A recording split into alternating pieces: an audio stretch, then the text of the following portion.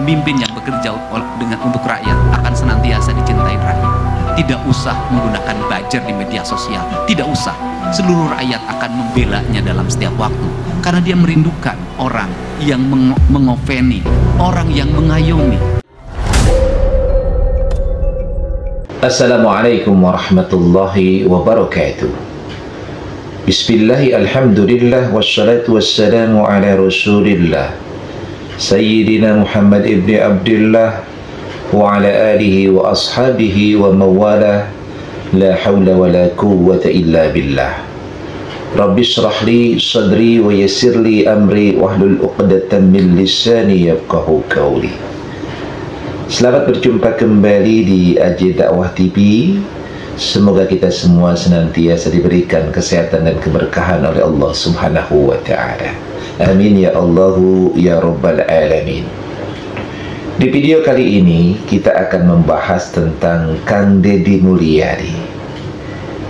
Di hari kemarin Kang Deddy Mulyadi hadir di acara ulang tahun Kota Cirebon, di mana beliau menyampaikan sambutannya. Ada hal yang menarik yang disampaikan oleh Kang Deddy Mulyadi, yang kalau kita teliti dan kita analisa, ini adalah kunci yang akan beliau lakukan untuk menghantarkan Jawa Barat menuju Jawa Barat yang istimewa. Ada kalimat yang menarik yang beliau sampaikan ketika beliau menyampaikan sambutannya. Beliau mengatakan, kita jangan berpikir 5 tahun ke depan jadi apa, tetapi pikirkanlah 5 tahun ke depan ini kita bisa berbuat apa. Karena 5 tahun ke depan ini nanti yang akan menentukan kita jadi apa. Kita tidak usah berpikir 5 tahun ke depan kita jadi apa. Yang harus kita pikirkan adalah 5 tahun ini kita berbuat apa. Karena 5 tahun ke depan ditentukan oleh kita hari ini. Saya meyakini betul para pemimpin yang bekerja untuk rakyat akan senantiasa dicintai rakyat. Tidak usah menggunakan buzzer di media sosial, tidak usah. Seluruh rakyat akan membelanya dalam setiap waktu, karena dia merindukan orang yang mengopeni, orang yang mengayomi. Inilah kata yang sangat-sangat dalam maknanya, yang kalau kita analisa bahwa 5 tahun ke depan ini kita harus bisa berbuat yang terbaik untuk Jawa Barat. Nah, inilah visi yang ingin diwujudkan oleh Kang Deddy Mulyadi, bahwa menegaskan kepada kita sepanjang 5 tahun ini beliau ingin memberikan sesuatu yang berharga untuk masyarakat Jawa Barat. Nah, apa sebenarnya yang sudah beliau dan akan beliau lakukan untuk mengantarkan Jawa Barat menuju Jawa Barat yang istimewa? Untuk mewujudkan Jawa Barat yang istimewa, maka beliau mengemukakan kiat-kiatnya. Yang pertama adalah seorang pemimpin itu harus memberikan keteladanan di dalamnya. Saat ini provinsi mulai bulan sekarang, bulan depan kita sudah meluncur program infrastruktur di seluruh provinsi Jawa Barat dengan efisiensi yang luar biasa. Angkanya di tempat lain orang menurun pembangunannya, di Jawa Barat mengalami peningkatan alokasi jalan irigasi yang hanya 600 loncat ke 2,4 triliun. Pembangunan infrastruktur pendidikan yang hanya 600 loncat ke 1,3 triliun. Semua anggaran listrik yang hanya dari kisaran 40 miliar loncat ke 350 miliar. Seluruh loncatan itu dilakukan dengan apa? Ketauladanan. Dimulai dari siapa? Gubernurnya dulu efisien. Artinya apa? Sebelum orang lain melakukan, maka dirinya lah yang harus melakukan lebih terdahulu. Ini senada dengan firman Allah Subhanahu wa ta'ala,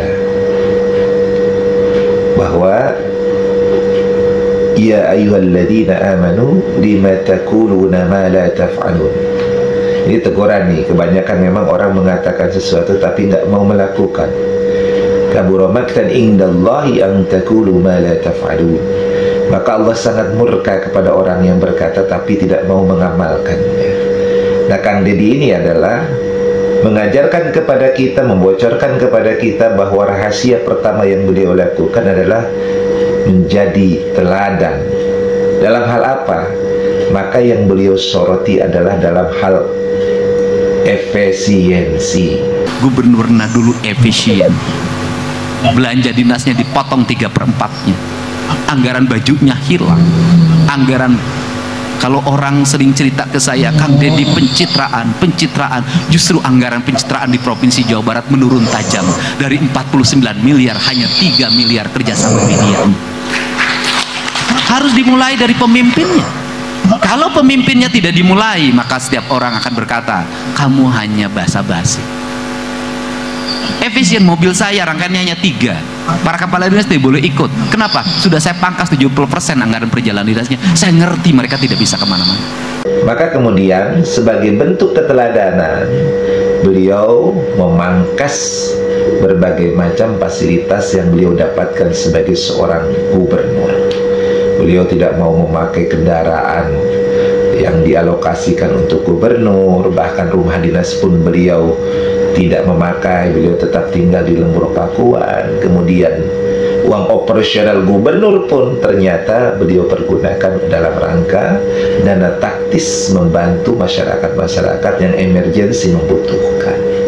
Nah, ini efisiensi yang beliau lakukan terhadap anggaran-anggaran yang ada di Jawa Barat. Pak, sudah saya pangkas 70% anggaran perjalanan dinasnya. Saya ngerti mereka tidak bisa kemana-mana. Ini harus dilakukan efisiensi ini. Kenapa? Negara tidak boleh terus-terusan. Masalahnya itu juga harus mengalami loncatan. Kita jangan terlalu jauh nanti ketinggalan oleh Tiongkok. Kita jangan terlalu jauh ketinggalan oleh Vietnam, oleh Singapura. Caranya adalah berubah cara berpikir eksekutif dan legislatifnya, visioner, bukan hanya berpikir hari. Begitupun terhadap anggaran-anggaran yang lain yang tidak efektif, maka beliau pangkas, maka beliau alokasikan untuk kepentingan masyarakat. Jadi yang pertama yang beliau lakukan untuk mewujudkan Jawa Barat istimewa adalah keteladanan. Nah, ini kita bisa lihat faktanya dan realitanya. Lalu yang kedua yang beliau ungkapkan tentang rahasia yang akan beliau lakukan untuk memimpin Jawa Barat adalah bahwa pemimpin itu harus respon. Untuk merespon apa? Maka pemimpin itu harus kemudian memantau di media sosial tentang berbagai macam hal yang terjadi di wilayahnya, tentang keluhan-keluhan masyarakat. Diriset bagaimana berita-berita yang ada di media sosial. Maka seorang pemimpin itu harus aktif di media sosial. Jangan pasif, jangan cuma diam di gedung atau di kantor, tetapi harus aktif melihat, memantau wilayah dan penduduk serta masyarakatnya di media sosial. Dan kemudian harus reaction. Artinya harus kemudian menindaklanjuti segala permasalahan yang terjadi itu. Jangan cuma menunda-nunda. Ya, sebagaimana kita ketahui bagaimana Kang Deddy Mulyadi ini, beliau ini adalah pegiat sosial, bahkan mungkin dikatakan sebagai konten kreator. Dan isi daripada YouTube beliau terutama adalah berkaitan dengan masalah-masalah yang ada di Jawa Barat, di masyarakat Jawa Barat. Kita bisa melihat bagaimana video-video beliau itu yang ada di YouTube, semuanya adalah dalam rangka menangani permasalahan-permasalahan yang ada di masyarakat Jawa Barat. Nah, inilah yang beliau ungkapkan bahwa seorang pemimpin itu harus reaktif. Potret ini harus segera direspon oleh kita, oleh para pemimpin. Caranya satu, pemimpinnya harus baca media sosial dalam setiap waktu, karena ada problematika masyarakat yang terjadi dalam setiap hari. Pemimpinnya harus respect terhadap apa yang terjadi pada lingkungan masyarakat. Sudah tidak musim lagi kita menjadi pamreh praja. Kita harus menjadi pamong praja. Karena pamong kita menjadi pamong, orang yang berdiri paling depan. Pemimpin itu harus responsif, dia pun harus reaktif. Bukan hanya merespon segala pemberitaan-pemberitaan itu saja, tetapi harus mereaksi. Dalam artian harus ada tindak lanjut, harus ada bukti nyata dalam rangka menyelesaikan permasalahan-permasalahan itu. Nah, inilah yang disampaikan oleh Kang Deddy Mulyadi. ketika beliau menyampaikan sambutannya di ulang tahun kota Cirebon. Jadi sebagai sebuah pembelajaran untuk kita dan juga untuk para pemimpin-pemimpin bangsa ini, inilah langkah-langkah yang dilakukan oleh Kang Deddy Mulyadi yang bisa kita simpulkan, yang bisa kita analisa. Yang pertama, bahwa seorang pemimpin itu harus memberikan keteladanan. Ada keteladanan yang diberikan oleh seorang pemimpin. Jadi kalau pemimpin itu ingin diikuti, ingin dipatuhi, maka harus memberikan keteladanan. Nah, ini sudah dilakukan oleh Kang Deddy Mulyadi.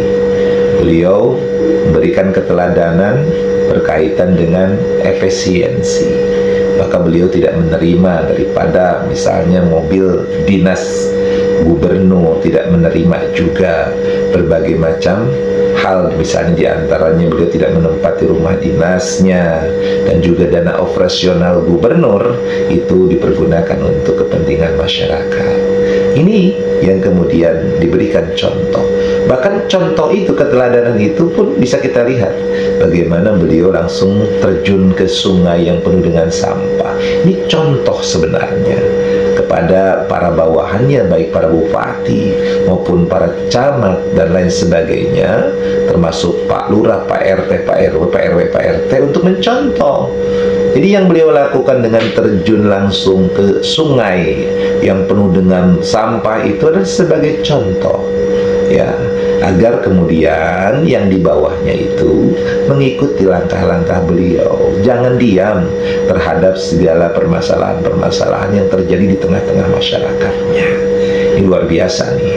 Jadi kalau anda ingin menjadi pemimpin yang baik, maka berikanlah keteladanan di dalamnya, maka yang di bawahnya pun akan mengikutinya.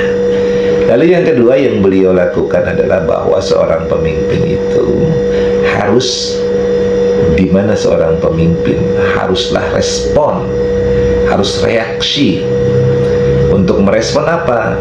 Maka sekarang ini ada media sosial yang bisa menayangkan apa yang dilakukan, dipublishlah apa yang dilakukan oleh pejabat-pejabat ini. Ya, seperti Kang Deddy Mulyadi mempublish semua aktivitasnya, aktivitas-aktivitas yang beliau lakukan dipublikasikan. Ya, walaupun ada orang-orang yang mengatakan konten hanya mencari cuan, ya itu hanya sekedar efek positif dari sebuah kegiatan, dan tidak salah. Ya, yang kita lihat bukan masalah kemudian timbal balik dia mendapatkan cuan dari YouTube, tapi kita lihat bagaimana apa yang dilakukan sebagai pejabat publik, kemudian seluruh masyarakat Jawa Barat bisa melihatnya. Ini sebenarnya poinnya, bukan masalah kemudian mendapatkan keuntungan daripada konten-konten yang beliau tayangkan di media sosial. Itu hanya keutamaan saja kok. Dan pada dasarnya kalau kita lihat, uang yang dihasilkan dari YouTube beliau pun dikembalikan lagi kepada masyarakat dalam bentuk membantu masyarakat yang emergensi membutuhkan. Ya, para hater-hater ini kadang-kadang mencari titik sisi di situ. Tapi kalau kita akan melihat secara objektif. Lalu yang beliau lakukan pun selain aktif di media sosial dengan menayangkan atau mempublikasikan kegiatan-kegiatan beliau pun kemudian melihat bagaimana permasalahan-permasalahan yang terjadi di tengah-tengah masyarakatnya, yang terkadang masyarakat tidak berani kemudian mengungkapkan secara langsung, melapor kepada kepolisian, tetapi hanya berani melalui media sosial. Maka beliau kemudian melihat, mengkaji apakah perlu ditindaklanjuti atau tidak. Maka kalau perlu, maka dilakukanlah reaksi di dalamnya. Artinya reaksi berusaha menanggulangi, menyelesaikan masalah-masalah yang terjadi di tengah-tengah masyarakatnya. Nah, ini mudah-mudahan semua pemimpin bisa meniru apa yang dilakukan oleh Kang Deddy Mulyadi. Mudah-mudahan video ini bisa memberikan manfaat. Wallahu muwaffiq ila aqwamit thoriq. Assalamualaikum warahmatullahi wabarakatuh.